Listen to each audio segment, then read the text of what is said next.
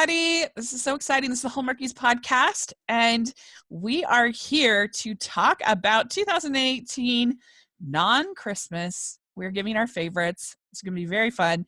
I'm Rachel, and Amber's here. Wait, what?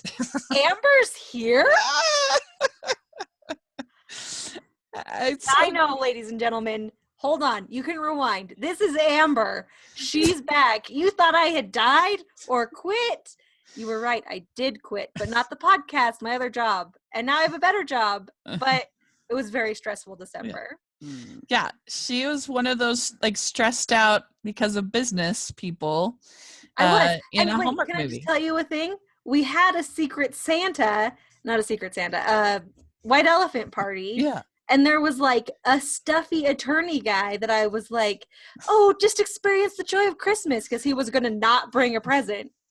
And I tricked him into doing presents. So I feel like I was living a Hallmark movie minus the love. I was like the quirky side character. Yeah.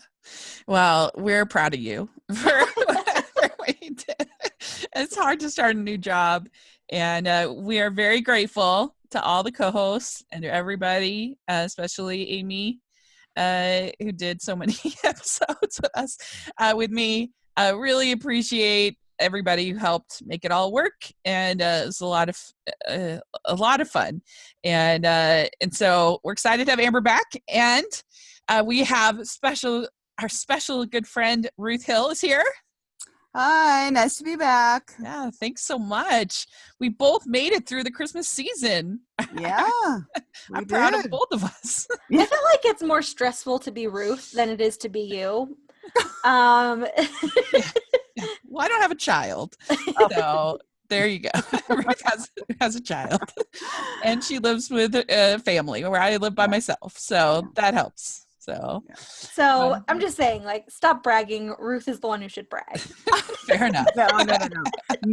It's perfectly fine. Rachel can we can build Rachel up. That is perfectly fine. It's great. We can all support each other. That's great. Right. That's very excited to now be done with Christmas and be talking about all the other seasons that Hallmark gave us this year and our favorites from the non-Christmas. And so it's gonna be a lot of fun. And right now we're in Winterfest for 2019, so we're kind of immediately in the thick of things. And so we each have our top 10 list. And would you agree, Ruth, that it was a struggle to make? Yes. It was very difficult, and but I will say this year, I think I did a better job of being, not letting my bias force me into picking some movies that I might have picked. There were some that I really wanted to pick, and I almost felt bad not putting them in my top 10 because they were very close. And I think a lot of these in the top 10 could easily tie for whatever, some of these are very close. And there were a lot of excellent picks that Hallmark did over 2018. I think it was an incredible year for them. Yeah. I mean, I had about 30 that I could have put in my top 10, to be honest, that I really enjoyed. So, it's going to be, I think our lists are going to be really different, which will be really fun. Yeah. So, all right, let's get started. So my number 10 is the Good Witch Tale of Two Hearts movie. I mean, just having Mayor Martha defecting to Blairsville was so funny. I kind of wish that they had kept it longer. They hadn't resolved it in the movie. But nevertheless, it was still really funny. And I thought there were a lot of really cute moments, like when they find that tunnel and they're going in there. And I liked I liked that Phil was gone. That made me happy. And I don't know, just the whole like mythos of like, I liked how they had like this sort of, it felt like sort of watching Once Upon a Time at the beginning. I thought that was fun, having this whole fairy tale kind of aspect to it. And there's the what was it? The Heart of Middleton in the stone. And that was all just, I enjoyed it. I thought it was really good. And I thought the whole cast was just bring in like they always do, and they were all great. So that's what I have at 10. What about you, Amber? What do you have at 10? So my number 10 is probably going to start a fight, so I'm ready. My number 10 is Home by Spring. Oh my god. Really? I really enjoyed that movie. Wow. I found like so many of those things very funny that were in the show that Rachel was just like, they're stupid. I hated it. Yeah. Rachel hated it. It's her least favorite movie of like all time. Yeah. And Wow. everyone should take her opinions very seriously because Rachel is now a Rotten Tomatoes approved That's critic. right. That's right. But no, I found so much of it to be funny and just kind of a little bonkers. And I don't know. I feel like we could use some more bonkers. Uh-huh. So I just liked it. So it's my number 10. Good. Everybody gets to have their own list. That's right. All right. So Ruth, what do you have at your number 10? For my number 10, I have The Beach House. Okay, good. At number 10. And that actually probably for me, the main reason that movie worked so well, that had been a long time anticipation. I mean, Andie MacDowell had announced that movie so long ago that she was going to be doing it, and I began to despair that it wouldn't even, that the deal had fallen through. She wasn't going to do it because I'm a huge fan of Andie's, and have watched a lot of her. I became a huge fan during Cedar Cove, and so watching that, I really was not incredibly familiar with a lot of the rest of the cast. I mean, since that time, I've become a little more familiar, but I absolutely loved the way that she portrayed her character. I thought it was very emotional. The story. I had not read the book. I had planned on reading the book before I saw the movie, but it didn't work out, and so I don't know how much it followed the book, but it was beautifully shot. The story for me was, I don't even know if my expectations were incredibly high. I mean, I expected to like Andie, but I didn't know how much I would like the story or how much I would connect with it. And it's one of the few Hallmark movies where I actually got really emotional at the end. And so that one comes in at 10 for me. Cool. Yeah, that one's in my top 20. I enjoyed it. I thought they do make some changes from the book, but that's expected. Yeah. I think the biggest difference is they flesh out the pregnant girl character a lot more in the book. But yeah, I really enjoyed it too. My favorite part about that movie was just all the flirty moments between Chad Michael Murray's character and Kelly. I thought that they were really cute. I enjoyed that. So very good. All right. So my number 9 shows growth as a person for me. It is Garage Sale Mysteries, the Pandora's Box Mystery. Oh, I know. Shocker. This one, I thought Garage Sale Mysteries converted me to mystery shows. I thought that it was so much better than any of the other shows, except for maybe Dara Dora, but I don't really count that as a mystery show. I count that as a courtroom drama.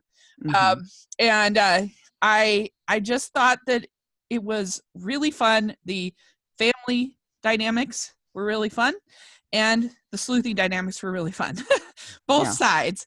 And I liked how they I liked how they film it with her like having that sort of extra perception of things. And this one I thought was fun because it had so many characters, and I thought they did a good job obfuscating pretty well. And you had Lane Edwards in this. You had Antonio Cupo in this. You had a great cast. I just really enjoyed it, and I thought it was pretty clever with who killed the woman, and so there you go. Look at me having a mystery in my. That's something good for you. Know. That one almost made my top 10. It was very close. I almost put that one in my top 10. So. I like the whole Andronicus. That was like a great name for a like wealthy family. And yeah, but I liked all the Groucho mysteries. I thought they were all good. Yes, And me too. Mm-hmm. I'm a convert. So Amber, what do you have at number 9? So at number 9, I have the movie where Cameron Matheson is allergic to clothing. Yes, that's right, ladies and gentlemen. I have A Summer to Remember. Oh. And this is a summer that I will actually always remember because this is when I became a grown-up and fell in love with Cameron Matheson. Yeah. That's funny. But yeah, this movie was great. Catherine Bell has really become one of my favorites as well. Yeah. I liked all of the secondary characters. I loved the like photographer girl and oh yeah, she was so good. Yeah. And the like waiter guy. That them all day. Yes, please. Yeah. So yeah, that's my number 9. So are you officially on Team Catherine Bell? I think I am on Team Catherine Bell. We're making such progress as people. Look at us. That one almost made my top 10 too. It was really close. That one for me is number 13. So pretty close. Yeah, it was close. I didn't rank. I know you Rachel are really good at ranking all of them. And I stopped at 10. I didn't actually go and rank the others. That's smarter. You have less temptation to change your ranking. Right. Okay. Very good. Yeah. What is your number 9? Well, my number 9 is A One Winter Weekend. Which I know probably I have a feeling that Rachel might have rated that one higher than the number 9. Your feelings are correct. Hey, well, no spoilers. It was hard. But I probably don't have to go into too much detail about why One Winter Weekend is in my top 10. But I mean, this was for me was such a wonderful storyline, wonderful cast. I had become a fan of Taylor Cole's, but this film really like kicked my fan, I guess my fan worship into high gear. Like your fan was blowing on like the low setting, and then now it's on the high setting. Right. Right. Because I had been a fan of Taylor Cole's since Appetite for Love was my introduction to her. And so, I mean, I'd been watching her, but this one, like, really, it was like, wow, this is really cool. And, Jack Turner, I've been a fan of his from My Summer Prince. That was when I first saw him, and I loved him in that. And, but this I felt even a step up for him. The role was better for him. And Rukia, do I have to even say any more? I mean, I have an interview that will be coming with Rukia that is pretty phenomenal, and all 4 of them were so strong. I think they're really good. It was like you had, and I know you said this last year, I think when we covered Winterfest, that it was like you had 4 leading instead of having just 2 leads. It was like you had 4 leads, because they really did give the supporting cast or the supporting leads, they really gave that secondary couple quite a major storyline. You couldn't ignore them, and it was nice to see. And what a good way to really inject the diversity into the storyline. And Hallmark carried that theme. That was back in January, and they carried that theme. You kept seeing more and more diverse casts as the year went on. Yeah. And I think that One Winter Weekend set a really good precedent for that. Yeah. I think so. I think you're right. I agree. All right. So my number 8 is The Sweetest Heart. I really liked this one because I really liked the fact that you had 3 different couples kind of at different stages of their various romances. I liked all of the couples. I love Chris McNally. He is so dreamy to me. And I thought that him and Julia did a good job together. I also really liked Tammy Gillis and Andrea Brooks. And their guys. I can think of their guys' names, but they were really fun. And I like these movies with like multiple sort of romances. And even though they had disgusting cupcakes, although I'm told from Andrea Brooks that they were actually good. She claims that the rosemary and pine nuts was actually good. To take her word on that, but that's because it was actually chocolate. And they were just acting like it was rosemary and pine nuts. maybe. So I really enjoyed it. I thought it was a really fun, like witty banter. I liked Tammy Gillis's character in particular, and how she was like it was so telling to me, like, as soon as you're as an older single, as soon as your friends get engaged, they immediately think they can tell you exactly what you're doing wrong with your life. And that was very truthful to me, and so I really enjoyed it. So I have it at number 8. So Amber, what do you have at number 8? At number 8, I have once again another controversial for Rachel pick, which just goes to show that I am better at humor than Rachel is. I chose Yes, I Do. Yes, that's a great one. Rosner and Jen Lilly. Yeah, that was a great one. I found a lot of the elements to be really funny. It felt to me like a throwback to screwball comedy. Jen Lilly didn't say that, but I don't care what she said. That's what happened. Right. And I just really loved it. And to be fair, like, Marcus Rosner's character was impossibly perfect, and I didn't mind that. Yeah, and we even had a shirtless. We had like a part of a shirtless That's scene. right. You as I've told Marcus, that is a theme with his movies. So it's yeah, I liked that part. I did not like the movie. It wasn't for me. I just didn't think they were in love at all, and I didn't think they trusted each other at all. So I didn't have any investment in it, and I just didn't enjoy it. So that's okay, though. We can all have different lists. Right. Well, that one was that was probably number 11. I mean, that was one that I had a really hard time not putting that on my list. It pained me to cross it off because I wanted it on my list. And I was like, oh. Good. Anyway. So what's your number 8 then? Well, Garage Sale Mystery, Murder in D Minor. Yeah, that was a really good one. And that one, it was so weird. It was just on. It was on tonight again. Oh, really? My mom happened to turn the TV on, and I was like, oh, that's the movie. Yeah. And that one, I think what I really liked about that one, well, I was kind of set up to like it because I had talked with Kevin O'Grady, Detective Linwood. I had talked with him before the movies even aired, and he said, well, this one has an international flair to it. And so when I got to that one, I was watching for that. Yeah. And the fact that Alison Wanzura was in it. Now, I went into it because as I've mentioned before, I go through the cast list before the mysteries come on and pick my murderer out. And most of the time I'm right, just based on that. Even if it doesn't make sense, if I can look at the list, I can usually figure out who the murderer will be. And so I had her picked out.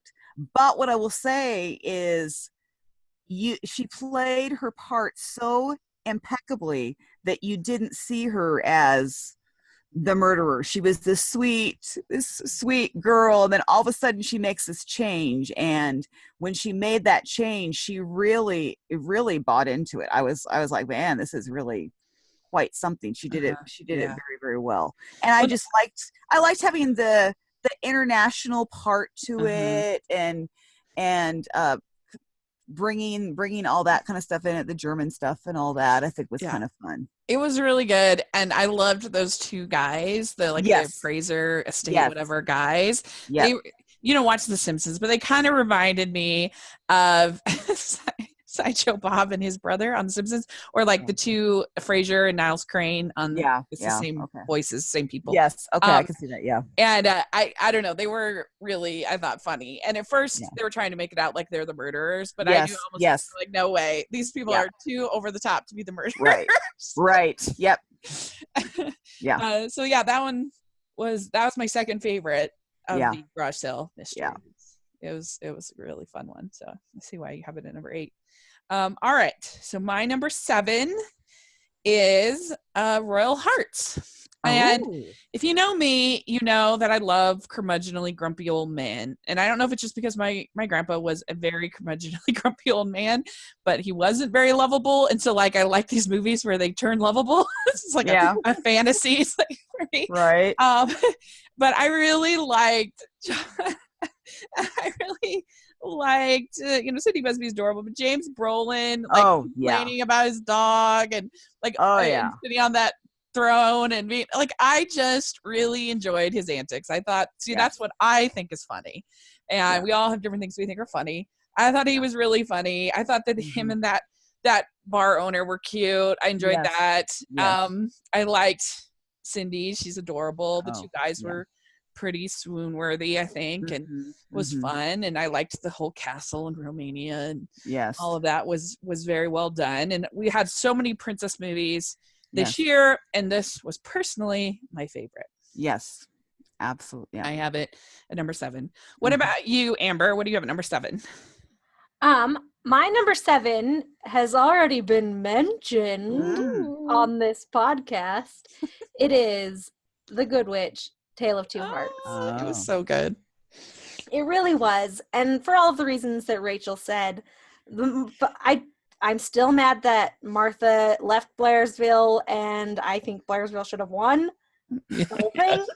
See our podcast on that for more details. But anything that can get me that riled up on behalf of Martha is a great show. So I really loved it, and I am so excited for it to come back again. Too. So countdown to April. Yeah. Very good. All right, Ruth, what's your number 7? My number 7 is The Perfect Bride, Wedding Bells. That was a good one. Actually, what I put at number 7. And this one, I was already looking forward to it because, of course, you have Pascal and Kevin. And what I loved, though, is that then Casey Manderson was brought back. I forget he was in that movie. That was actually one of the reasons that I refused to consider taking it out. There at one point I considered taking it out, and I actually couldn't. Of your list? Because I kept seeing him in my mind, and it had nothing to do with. I mean, he'll probably never listen to the podcast. I'm not saying. Maybe he will, but he may not even have the time because I know he's really busy right now. Very, very busy, and so. It's not about being faithful to him, but it was just, I loved what he did.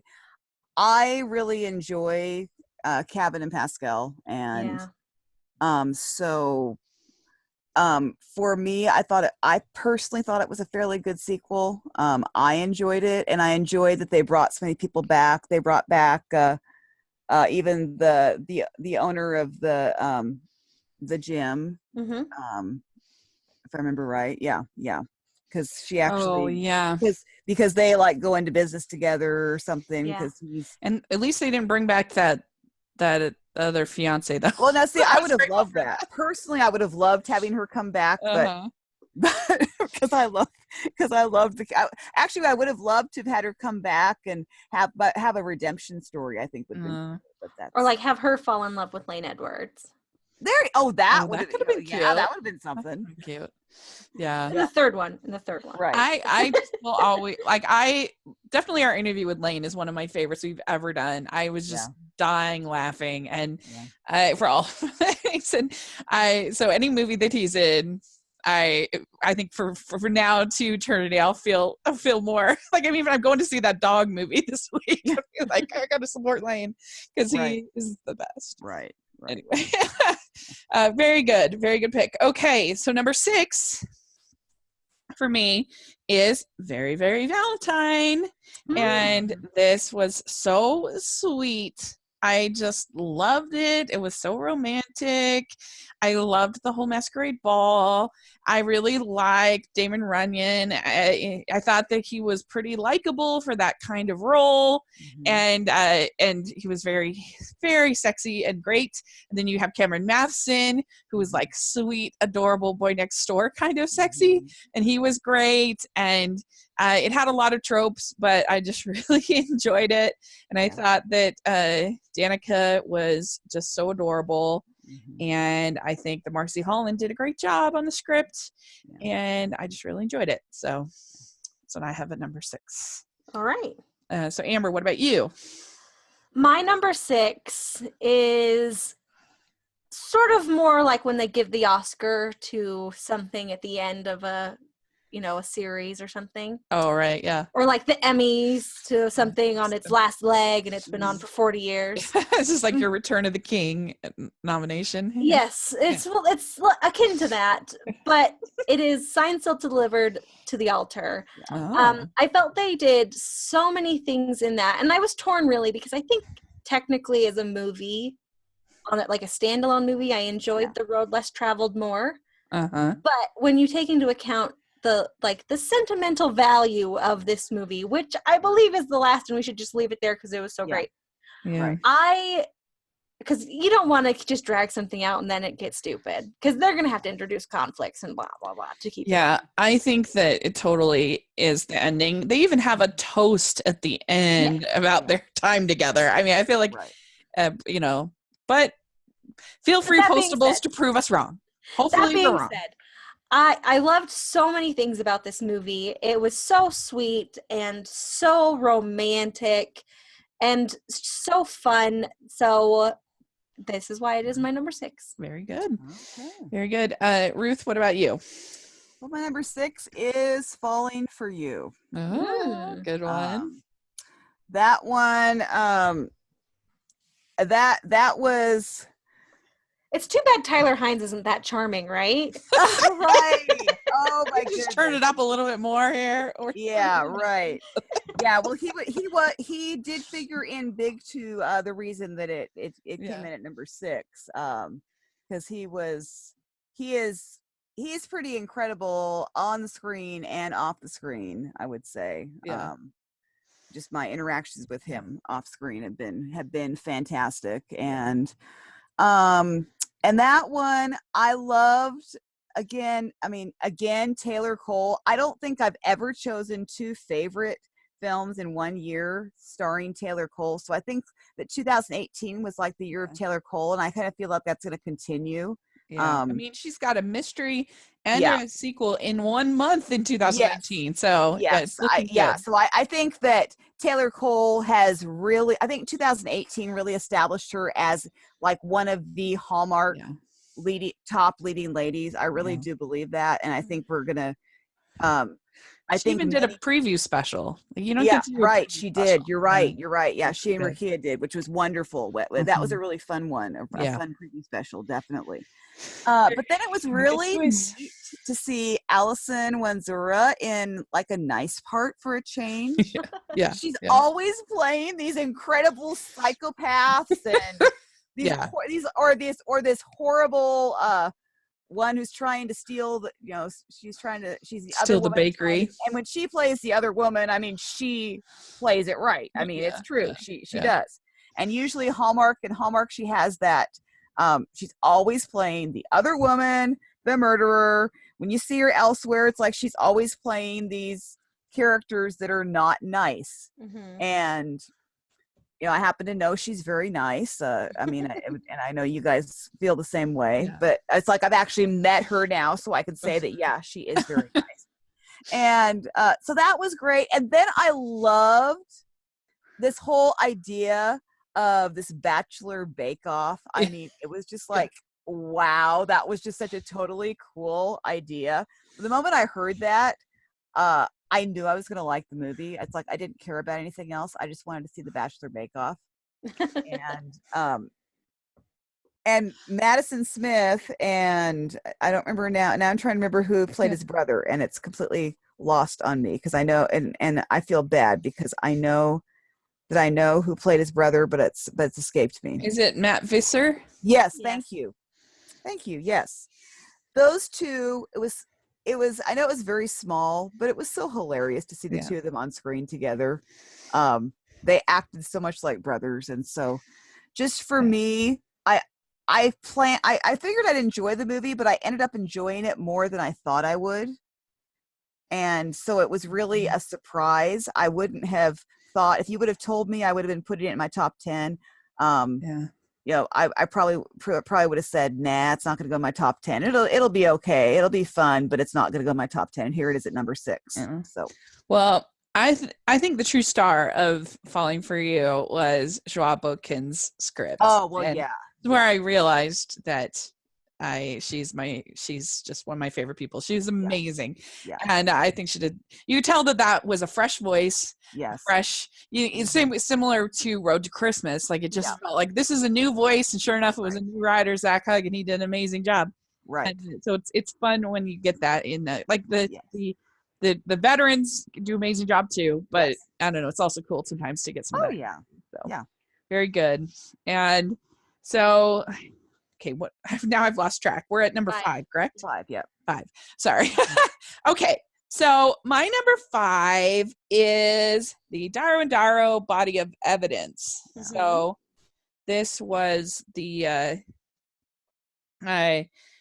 last of the ones. Yes. And I was really surprised that I don't know. I just thought this was so charming. Mm-hmm. I really liked the case. I thought it was just really slickly written. I thought Wendy Malick had some really fun moments. Yes. I liked it better than the first one of the year. Mm-hmm. I was surprised when I looked on the ratings. This one did very badly. So I hope that doesn't mean we'll get less. It like usually Hallmark movies and mysteries get around 1.2 to 1.5, and this had 0.78. Oh. So I hope that doesn't lead to less, because I like these series and I like these actors and think they're really charming. And so that's what I have at number 5. Oh, that one pained me to not put in my top 10. Yeah, it was again very close. Yeah. So also, am I crazy, or does that mean Rachel has 2 mysteries? That's true. She does. It's mystery hater Rachel. You consider, I consider it a courtroom drama. I don't consider it a mystery, but if you do, but it is, Rachel. That is a mystery. It is on Hallmark Movies and Mysteries. That's true. Well, I mean, if you're going to count anything on that channel, I have 3 on that. Yeah, from that channel. Yeah, I kind of figured you would. Yeah, it's this out of control. I don't know what's happening to me, but you've got more mysteries than I do. I don't on my know. List. It's crazy, but I did really enjoy this one, and I just my only request would at this one, I think they got so close to kissing, and I'm like, come on, what? Yeah. But I know they want to drag it out, because people like that. But anyway, it was really cute. So, Amber, what do you have at number 5? At number 5, I have a movie that has already appeared on somebody else's list. Oh. And like you said about them dragging out relationships and putting in silly conflicts, this movie did none of those things. This was The Perfect Bride, Wedding Bells. I'm sure they had some conflicts, but they never were going to break up or step back from the wedding. I mean, they were maybe going to postpone the wedding, but they never were like, we're not going to get married. Yeah. And I really appreciated that.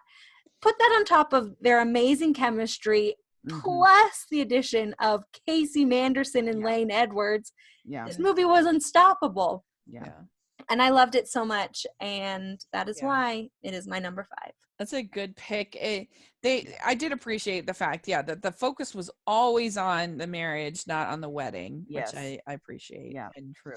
And they had semi-realistic impediments, that felt like he was doing his gallery show, I think, if I'm not mistaken. Yeah. She was working on buying the club. It was pretty realistic impediments, as opposed to sometimes where it feels like Yeah. Come on. But yeah, very good pick. I like that. And I also like that they signed up to do the wedding in the shortened period of time. Right. Before they were given these conflicts. Mm-hmm. Yeah. And they were like, I mean, we can just postpone the wedding and then still get married and still be in love. And right.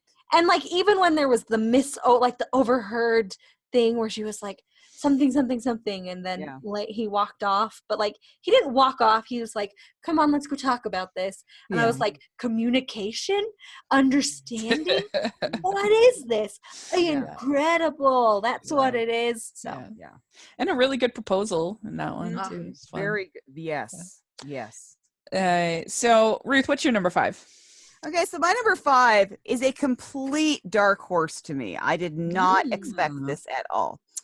This was actually the last movie that I saw of 2018. I actually just saw it this weekend because it had been on my DVR. What happened was it premiered during the time that I was at the Hardy's family reunion. Oh. And so and I really desperately wanted to see it because I had interviewed the lead actor, and I was so sad that I wasn't getting to see it on its premiere date. So when I got back, I asked my mom how it was, and she said, "Oh yeah, it was okay." And I thought, "Oh no, it's not." I thought, no, it's going to be really bad. I'm not going to like it. And so I'll just keep putting it off, and I'll get caught up in Christmas, and one of these days I'll watch it. And so then you invited me on this podcast, and I thought, well, that's the only movie from 2018 I have not seen. So I thought, okay, it's Cameron Matheson. I love Cameron Matheson, so it can't be that bad. So let's just sit down and watch it. And I sat down and started watching it, and I was like, this is really good. Mm-hmm. Yeah. And so this movie is Love, of Course. And really for me, one of the reasons that this one I know connected with me big time is in 2 years, my daughter graduates from high school. Yeah. And so for me right away, I'm able to make a connection. As far as Cameron Matheson playing professor, well, of course, my education stuff is all taking place at a college. All that is making all sorts of connections with me. Mm-hmm. And so I really got into it, and I didn't know if Cameron Matheson could pull off being a professor. When I saw that he was going to be a professor, I was like, oh, can he do it? And I was like, well, he did. So I should know better because I've never seen him not pull a part off. But he was like, because they love having this scientific farmer. Yeah, and that's basically what he kind of was. Like it was sort of very similar to the Victor Webster character in Harvest Wedding, right? This kind of thing. Yeah. And so I really got into the movie, and so then I talked to my mom about it later, and she didn't even remember the movie. And so I had the discussion with her, and then she remembered it, and she's like, oh, yeah, okay.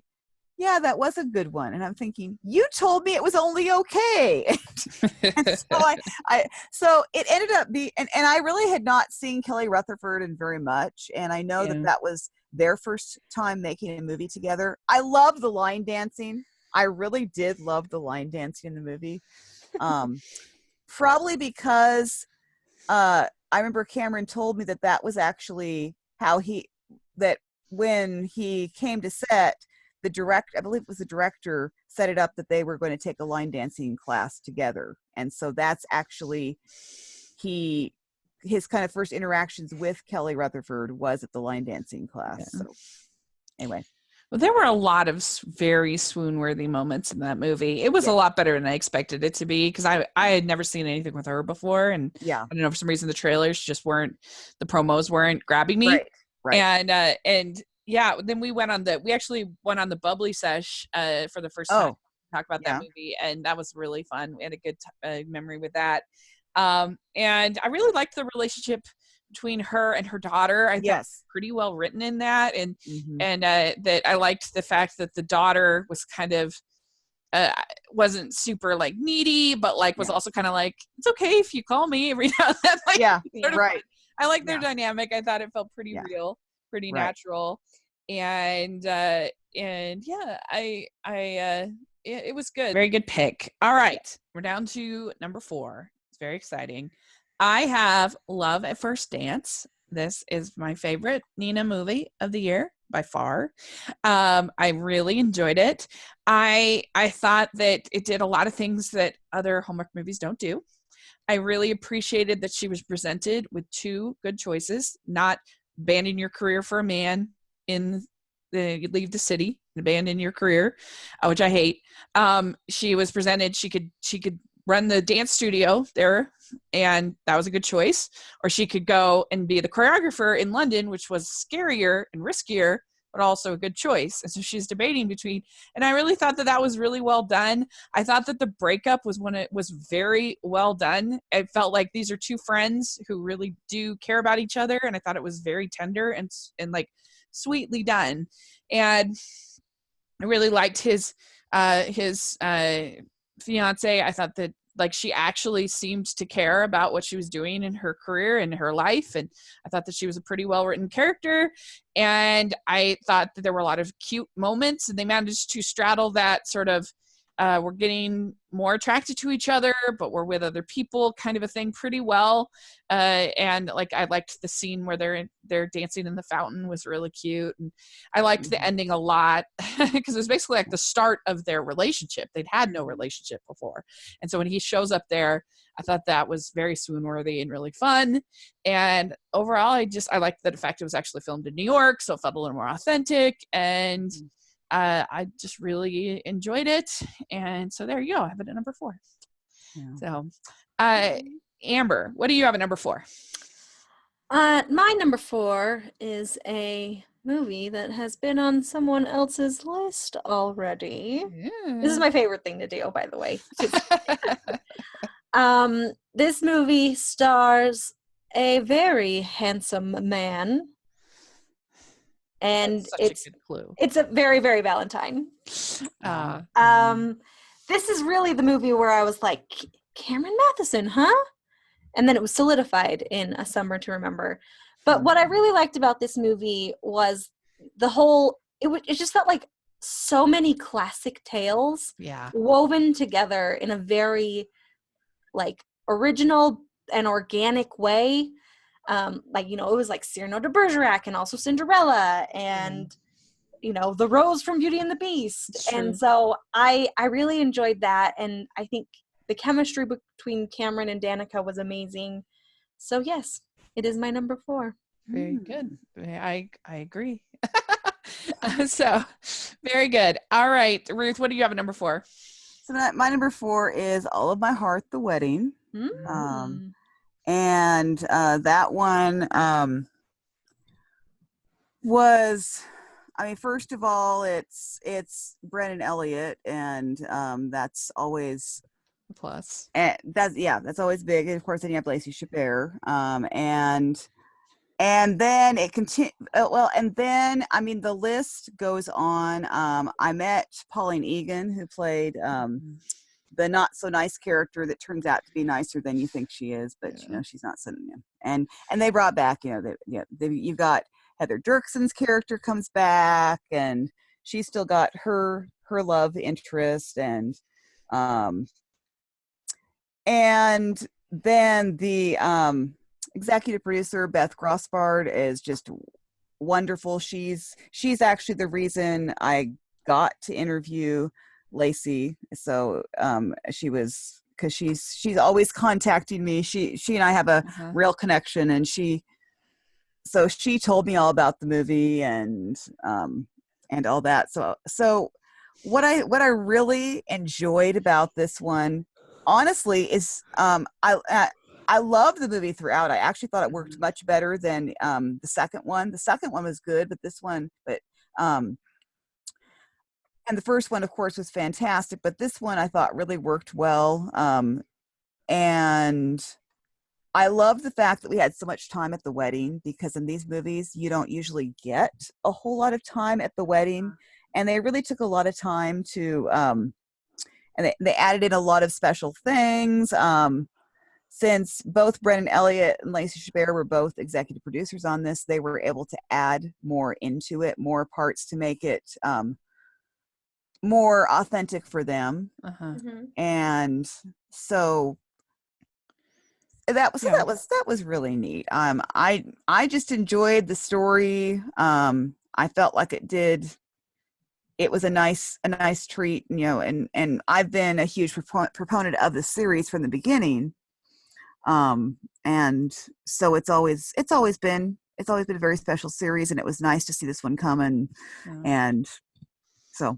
Well, I agree with you. I think that it was a huge improvement over the second film, and it was way better than I was expecting it to be by the synopsis. The synopsis was sounded like a repeat of the second movie. I was more positive about the second one than a lot of people, but I'm like, now we're going to get it a third time. That was like, oh my gosh, but it actually wasn't the case. It wasn't true. Like, he didn't really think about going back to Wall Street. Like, that wasn't real. Right. I don't know what the summary was up to, but yeah, it was really sweet. And I thought that it was almost like, it felt a little like Frank Capra-ish to me. Yeah. Sort of the whole town coming together. Yes, there was that whole part that paying was their rent and their mortgage, whatever. And then her realizing that like these people really do care. It was very sweet. I can't imagine anyone being offended by this movie. It was so sweet. And so I did actually enjoy it way more than I thought I was going to. What about you, Amber? Do you get to see this one? Yeah, I saw it, and I did like it more than I liked the second one. Yeah. I can't imagine anybody not feeling that way. That's probably gonna want the second one. Anyway, all right. All right, my turn. Okay, so my number 3 is One Winter Weekend. I loved it. I thought it was very well written. It had a nice little sort of witty banter between all our leads.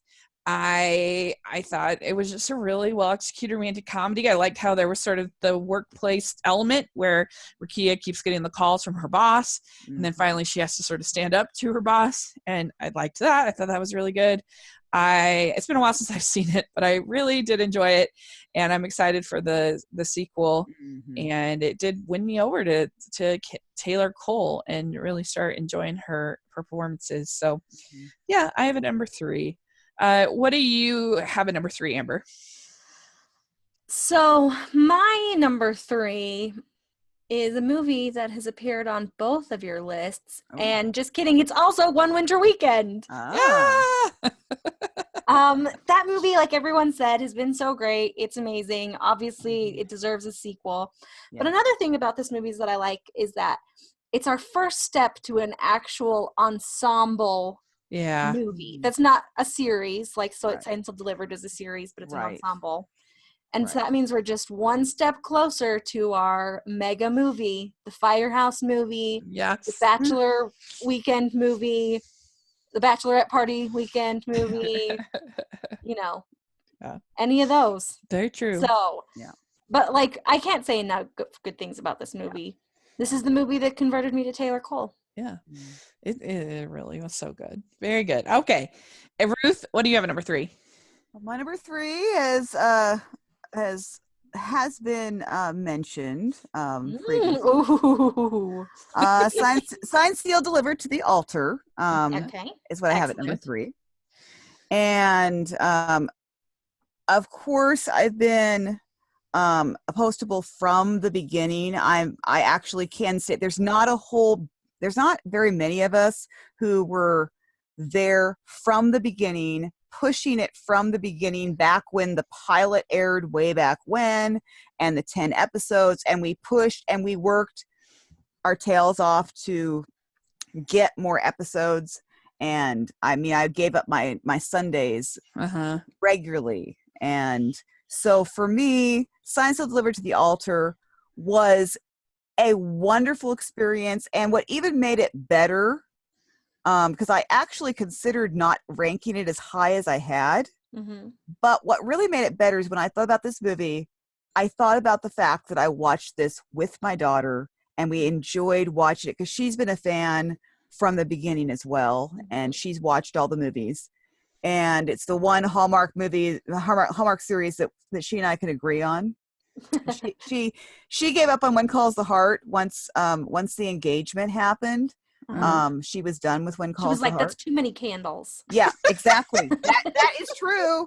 But that I still have the memory of my mom and my daughter over there laughing during the proposal and saying that he had to have gotten all the pickle jars, and how did he get that many pickle jars? I mean, I still have that memory. So for me, it's like that's so that's when she. But this is the one series that she has continued. She so identifies with Rita, so it was really neat to see that wedding happen.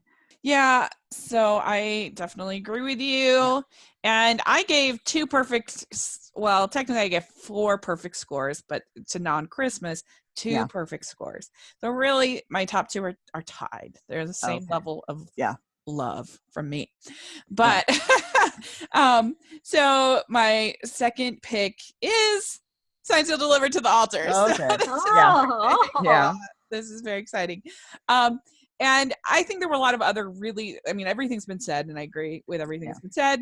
But I thought the whole thing with the green tie was so fun, so romantic, great. Really enjoyed it, especially with Oliver's character being so stuffy that to see him with that tie was kind of like, it was very fun. And and I thought his proposal was very romantic and very well done. And I really, I liked actually the little case with the wedding dress and the mother who's the maid. I thought it was really good, very moving. And I liked when Rita says to her, you haven't, it's not a lost cause or something to that effect, that like my mother has died. Make sure you don't miss that chance. I thought that was very moving. Right. And I just liked pretty much everything. Some of the Carol Burnett and the Banshee tribe stuff was a little not my favorite, but other than that, I really enjoyed it, and I thought it was really romantic and really lovely. I loved when Norman and Oliver were talking about going to the movies. That was hilarious. So good. And so I really enjoyed it, and I hope that we'll all be surprised and there'll be another one. Right. But I think if you had to go out, that's the way to do it, and it made me really happy. So I really enjoyed it. And what do you, Amber, have at number 2? At number 2, I'm continuing my trend of lead actors or actresses who prior to this I wasn't necessarily the biggest fan of. So this movie I didn't have great expectations for. And it really wowed me. I gave it, I think, like 4 and 7.7 crowns or something. And of course I'm talking about Pearl in Paradise, starring Jill Wagner and he grew on me, Christopher Polaha. So, and I just really loved so many things about this movie. I think I really enjoyed seeing Christopher Polaha as sort of a fastidious nerd guy, because I think the problem with him for me is like he was too cool. Like I didn't trust him, and he was a little bit more uptight in this, so I think it helped me like him more. And I can't say enough good things about Jill Wagner. I think she is incredible. I think they had amazing chemistry, and then here the side characters, the supporting cast, I thought was incredible. And Fiji. Fiji was amazing. I was so surprised by that whole sort of subtle message about faith. I was not expecting that to sort of come up in this movie, and I thought it was really surprising and sweet. I enjoyed it. Yeah. It was really good choice. And her interview was I'm really excited because I'm going to get to talk to her again. I'm actually going to get to talk to her on my birthday, so that'll be really fun to get to talk to my cousin on my birthday. But she was definitely one of my favorite interviews I've ever done. She was just hilarious, had so many great stories, and was just really fun. So anyway, that'll always have really good memories to me about that movie. So good choice. So Ruth, what do you have at number 2? Oh, my number 2 has been mentioned previously. Royal Hearts. So fun. When that movie, now I fully expected to enjoy it because it's Cindy Busby, James Brolin, so I fully expected that, and Romania, and it was, I knew it was a princess type, royal story, but that's okay. That's because those have grown on me. I think at first I was rather against those, but Hallmark's had some really good ones last year, and but I agree that this is by far their best royal film. Yeah. This one, I would say, definitely. And so this one, I absolutely loved James Brolin's character. My dad, who loves Hallmark, but in more recent times, just because of a variety of his health issues, his attention span is not what it once was. But he loved James Brolin in this one. Yeah. He was taken with a lot of the things that a lot of James Brolin's antics, and so that I think there were some things because if I ever find my dad enjoying a film, sometimes I'll think, you're enjoying that film. Do you have a clue what you're watching? Sometimes it is that, because and I don't say that to him because I realize that his brain is not what it once was. I understand that's just the kind of the progression of the disease, but it's always nice for him to be able to enjoy something. Yeah. And so the fact that he was able to sit and enjoy at least parts of this, I don't know if he watched the whole thing, but he enjoyed James Brolin, and I loved Cindy Busby. She was absolutely fantastic in this. I mean, I think this one, if they were going to do a sequel to a royal film, like do a sequel to this one, definitely. Yeah. I kind of liked too how, because a lot of times in these movies you have the girl who's the outsider coming in, and it'd be like, how could you fall in love with our son? Whereas in this case, it was the men actually pursuing her and wanting to be with her. So I kind of liked that different dynamic. Like, she definitely had the power in the situation, as opposed to usually it's the royals that have the power. Right. And so I think it's I really enjoyed it too. I thought it was really fun. So I'm with you. Very good pick. All right, this is it. Number one. Woo! So my number one is Falling for You. I loved this movie. When they have the near kiss, I was like, oh, I was so irritated. And then when she's like, Zach, and she pulls him back and they go for it, I was like, yeah! I'm so excited. I was so excited. And I just thought there were so many things that kind of like Love at First Dance that you never see in a Hallmark movie that they did in this one that made me so happy. I like immediately contacted Joanne and was like, we have to talk because you did such a great job. Because I just thought the fact that she takes the job in the city was like amazing to me. And I thought the fact that like both of their careers were like respected, and he still gave his presentation. Because a lot of times like in these kind of movies, you'll have like he like leaves the presentation in the middle of things. And here it's like, no, I asked him if we could do it early. Yeah. Made it while work. And when like he's there, all of a sudden, and I totally thought it was very swoon-worthy. I really liked it. I really liked just the whole ending with her talking and saying, that she decided to take the job, and him talking about how he's going to support her, and they would get through, they would make it work together. I was just like, this is so functional and so like stable. It was great. And I thought they had really good chemistry. I liked the little side moments. I liked the little kid doing his podcast. That was amazing. Oh yeah. Right. And that was fun. I liked all the little festivals were fun, of course. Like Hallmark, they had like a jam festival, and then they had that lantern walk, and I don't know, it just all worked. I thought, like, in my opinion, this is it. This is how you do a Hallmark movie. This is it. So I really enjoyed it. So that was my number one. But Amber, what do you have at number one? Before I say my number 1, I'd like to tell you my number 11, which was Falling for You. Okay, good. I had a suspicion it would be Rachel's number 1, so I wanted to save that reveal until then, just to let you know that it may not have made my top 10, but boy, was it close. Yeah, it was a fun movie. Yeah. So my number 1, it's going to be very controversial, but with all your royal hearts love, is my favorite of the princess movies, which is Once Upon a Prince. That one was really fun. Yeah. And I'm not exactly sure what about this movie worked for me. I can't pin down like specific moments other than like the one time they showed a seal in the water and I thought that was hilarious. And then I loved him wearing his working shirt when he was in the castle working in the garden. Right. But there was just an energy about this movie that was just so sweet and so delightful.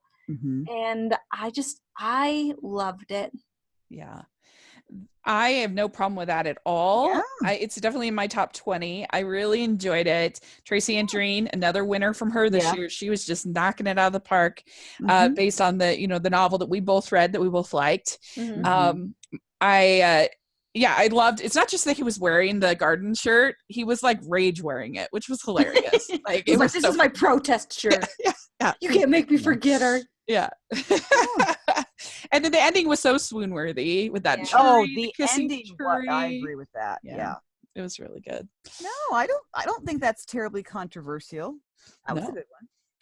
Yeah, I mean, my number 11, if we're saying our 11s, it was actually Royally Ever After, just because I appreciated that movie, they started as a couple, which is unusual. I love Fiona. She's so sweet. And the parents were kind of grown-worthy, but other than that, I really enjoyed that one.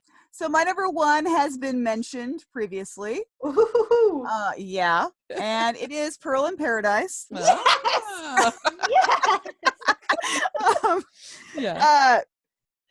This was one that, I mean, I was already predisposed to like it because when I saw, so it's being shot in Fiji. It's got Christopher Polaha. It's got Jill Wagner. I saw the clip of the preview show, and for the moment, because I didn't really, I will admit that I try to stay away from a lot of the trailers and the press stuff. I mean, it's kind of funny because I know I'm interviewing people, but I try to stay away from all these things because I just want to be surprised about what's coming up. So when it's time for the preview show, I usually haven't done any research. I just try not to because I want to be surprised. And so when I saw the clip in the preview show, I was just like, oh my goodness, this movie is going to be so funny. It's like I could not get the clip out of my mind. Having, Christopher Polaha's character plunge, trying to be so cool and he falls and it was great. I loved it. Yeah. And so then it ended up then watching it. Now, I was already a fan of both of these actors. But it went to another level after seeing them together. And suddenly it was just like, oh my goodness, these two are so phenomenal together. The story was fantastic. I did not expect the faith element either. In fact, when we were watching it, I think I had to play it back or something because I thought, because I almost missed it and my mom missed it. And I'm like, did you hear what I heard? And she's like, I think so. And so we actually played it back to make sure that that's what we really heard about there being a faith element in it. And I tell you, like the ending of that film was just absolutely hilarious when she's talking on the phone to him and then look over and there he is. And then when I found out that they were getting paired up again for a mystery film, I was like, oh my goodness. Yeah. Like that makes perfect sense, but I didn't expect Hallmark to do that because they don't always do that. They don't always, I can see it, but they don't always do what I can see. I don't expect it. And so, I mean, this film is just, and I think that's why when I saw Small Town Christmas, I know I did not, I think I had such high expectations because I'd seen Pearl in Paradise. And so I was expecting like a knock out of the park movie again. And that one did not that I didn't like it. I enjoyed the film, but I was expecting, I think, the same level of Pearl in Paradise. And so when it didn't deliver, it was almost like a letdown, which then I felt really bad. And so I told Christopher that I'll be sure to watch it again, because I'm sure that it's, I think that's a lot of it, as I was expecting, because that it's like the bar was, for me, was raised so high, and I just now expecting everything, like that's everything that he does, everything they do is going to be on that level. And I have to remember that's not always the case. There was probably a little bit of me with that, with Yes, I Do. Yeah. I mean, I generally didn't really like it, but I think it was also a little bit like I just loved all three of the previous movies. Right. And so with that collaboration. And that happens. And sometimes I've found that when I wait a while and I go back and watch those movies again, and I don't have that expectation, I'll think, oh, this movie was a whole lot better than I remembered it being. Yeah. It's kind of like, that's what happened with Christmas Detour. I always go back to that one, because when I first saw Christmas Detour, I was kind of like, it's okay. It's fun. Yeah, it's good. And then when I watched it again, I was like, oh, this is really good. And so now it's like become one of my favorites. That I rewatch whenever it's on. I find myself like watching it all over again. So I know sometimes that happens with movies, is we get in our minds what we expect it to be, and then it doesn't reach that level that we're expecting, and it's like, oh, but it's actually good. It's just we have our expectations set differently. Very good. Great. But Pearl in Paradise, definitely my favorite for 2018, and probably one of my all-time favorite. That and Royal Hearts both are probably on my all-time favorite list. Yeah. Very cool. Great. So good. I like all of our lists. I think they're all different and fun. And, so let's go over our list real quick. I like my list because I know in my heart you just want to be like, no to some of them. So actually, no, it's not how I feel. Not you. There's only one on your list that I question, but then I remember this is Amber. Okay, and not, that's not putting you down. That's remembering that you think differently than I do, and so there's nothing wrong with that. I'm glad that people liked that movie, because I know a lot of people did, and I was just one that didn't. And so it just comes down to different sense of humor. That's just like intangible. Like you can't change that. Like what I find funny is different than what Amber finds funny. Right. Exactly. That's it. And so there you go. I just didn't like the romance in Yes, I Do, and I hated all of the humor in Home by Spring. I thought it was awful.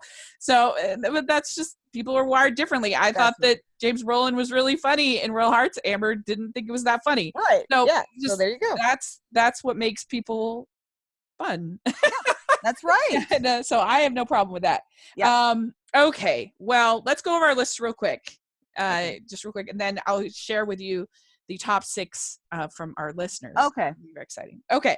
So I have the Good Witch at number 10, Tale of Two Hearts. I have Garage Sale Mysteries, The Pandora's Box at number 9. I have The Sweetest Heart at number 8. I have Royal Hearts at 7. I have Very, Very Valentine at 6. I have Daro and Daro, Body of Evidence at 5. I have Love at First Dance at 4. I have One Winter Weekend at 3. I have Signed, Sealed, Delivered to the Altar at 2. And I have Falling for You at 1. So very fun. So Amber, you want to go over your list? Yes, I have the controversial Home by Spring at 10. A Summer to Remember at 9. The other controversial Yes, I Do at 8. Good Witch, Tale of Two Hearts at 7. Signed, Sealed, Delivered to the Altar at 6. The Perfect Bride, Wedding Bells at 5. Very, Very Valentine at 4. One Winter Weekend at 3. Pearl in Paradise at number 2. And Once Upon a Prince at number 1. Very good. And is One Winter Weekend the only one that we all had? No, we also all had Signed, Sealed, Delivered to the Altar. Right. Yeah. So Ruth, why don't you repeat your list real quick? Okay. All right. So number 10, The Beach House. Number 9, One Winter Weekend. Number 8, Garage Sale Mystery Murder in D Minor. Number 7, The Perfect Bride, Wedding Bells. Number 6, Falling for You. Number 5, Love of Course. Number 4, All of My Heart, The Wedding. Number 3, Signed, Sealed, Delivered to the Altar. Number 2, Royal Hearts. And number 1, Pearl of Paradise. Very good. All right. Well, this is very exciting. So we have the top 6 of our listeners. We polled everybody, just like we did for the Christmas podcast. Everybody gave us their top fives, and if you had the movie we ended up with 68 votes. Ooh. And if you had whatever movie you had at number 1, got 5 points, 2 got 4 points, 3 got 3 points, 4 got 2 points, and 5 got 1 point. And so that's how we do this. Okay, so number 6, and I'm really surprised that didn't make your list, Amber, is Cooking with Love. That number 6 was number 12. Okay, interesting. All right, number 6, Cooking with Love. Number 5, also one that wasn't on none of our lists, is Love on the Slopes. That was 13. And then number 4 is Love at First Dance. Mm-hmm. So there you go. And then 3 was Falling for You. Mm-hmm. Number 2, Pearl in Paradise. Mm. And then number 1, Sansa Delivered to the Altar. So, yeah, I mean, to be fair. Yeah. And it was a sizable victory. Yes, I'm sure. But there you go. That I thought that was interesting. That Did you disqualify people who voted for Sansa Delivered to the Altar for all 5? I didn't count it as like that was just 1 5-point. Okay, yeah. That's fine. Yeah. No, I clarified that when I posted the thing. Yeah. That you're only going to get. Like, don't stuff the ballot box. Yeah, right. So, yeah. And then everything else was quite a bit behind those 6. Those were the clear favorites of everybody. That's interesting. So there you go. Very fun. So, and I liked all. Hey, I'm not mad at anybody's choices. We're going to get to come to the day when Hallmark will just let us have a series recording of Hallmark premiere movies. Yeah. I wish they at least or even just like Winterfest. That's what I was just going to say. Like, even just the seasons, you could just record it. And like you do with Garage Sale Mysteries, you can just... that would be wonderful. Well, they could be working on that because they didn't always used to offer that with the mysteries. Last year was the first year they offered that with the mysteries. Yeah. And it is so nice because I've had multiple times where I think I've recorded it and then I go to live tweet and I'm like, crap, you know what? The worst thing, the absolute worst thing for me is I thought I had set it up to record. There was a Christmas movie I didn't set up to record, and I missed the premiere, and I was literally so mad at myself, and I thought I'd let Hallmark down because that's how bad it is. Northern Lights of Christmas, of all movies, for me to not have set up to record. Well, they kept changing that one around, so that one's a little. Well, I know, but I thought I'd set it up to record, so I went to watch it. I'm like, wait a minute, where is it? Yeah. I didn't set up to record, no, but I was so glad it was on the next day. So all the people who complain about Hallmark running movies so often and repeating them, I'm so glad they do. I know. Because when people like me, and I know there are other people who do it too, forget to record the movies, you think you've done it and you haven't. Yeah. It is so nice to know that they're going to come back on. It really is. The only thing that I was annoyed about the app was that some people got a little like, congratulations, you've watched all of the movies they were posting on Twitter. And I was like, if anybody deserves a congratulations, it's me. Like, what? Why didn't I get a congratulations? I was very offended. I don't want to say that they really need the season pass because I didn't record Winter Castle, and so now I have to wait a week until I can watch it, but that might be a true story. Okay, good. It'll be on this weekend, I'm sure. Yeah, I mean, the good thing is, if it premiered the week before, they always show it immediately preceding the next premiere, unless the new premiere is a sequel. So I'm not sure about this weekend. Yeah. Well, you're the best, Ruth. Thanks so much for doing this. And it was a wild and crazy year for Hallmark, and excited for the upcoming year to see what's going on. So the hardest working in Hallmark. Yes. Wow, I'm going to say that again. The hardest working. Whoa. The hardest working woman in podcasting of Hallmark. Not podcasting. Dang it. You know what I'm trying to say. I'm trying to say Ruth works the hardest of any Hallmark fan in the whole world. Yeah. I get like a bronze medal, and then there's like Ruth with like the gold medal. She does was amazing. But and like silver medalist is Bill Abbott. Give me the bubbly sesh. Bubbly Sesh does a pretty good job. They did amazing. I mean, they have really stepped up their game. I tell you, I've been impressed with them. Not that they were ever horrible, and I don't mean that they were ever horrible, but they really found their rhythm, I think. Yeah. I mean, they covered every single movie its own episode. I don't know how they did it. And they kept their energy level up, and they just were all happy and I don't know how they. I don't know how they child, I'm just like, oh, wow. But anyway, they're amazing. Yes. And so it's been a wild year, and I'm excited for what's coming up. Yeah. And so make sure you guys have listened to our interview with Cardi Wong that posted on Monday. It's gonna be really fun. And let us know what your top 10 would be, and what if you are violently agree with some of our choices, let us know in the comments or on Twitter. And if you love Home at Spring, please at me. Hey, yes, absolutely. Support my cause. Well, and in fairness, I had ones that you didn't like, so we both had ones that we both didn't like, and that's fine. That's right. Yeah, but I wasn't mean. What? Well, you guys had ones that I mean, you did not like Sweetest Heart. I don't think you were that much nicer to Sweetest Heart than I didn't give it like half a crown. You were pretty close, I think. I think you maybe gave it 1. I don't want to fight about this again. Anyway, I didn't like that movie, and I'm sorry. You don't have to be sorry because the thing is, I want a sequel to that movie. So it's even though it wasn't my all-time favorite movie, I actually want a sequel. Oh, Sweetest Heart, yeah. Well, anyway, I have no problem with Amber liking what she likes. That's fine. That's right. So let us know what you think, and that'll be a lot of fun. And make sure you're subscribed to the podcast and all over social media. And if you give reviews and ratings on iTunes, we really appreciate it so much. And thumbs up on YouTube if you're watching on there. And Amber, where can people find you? As always, I'm at Amber Brainwaves on Twitter, and that's it.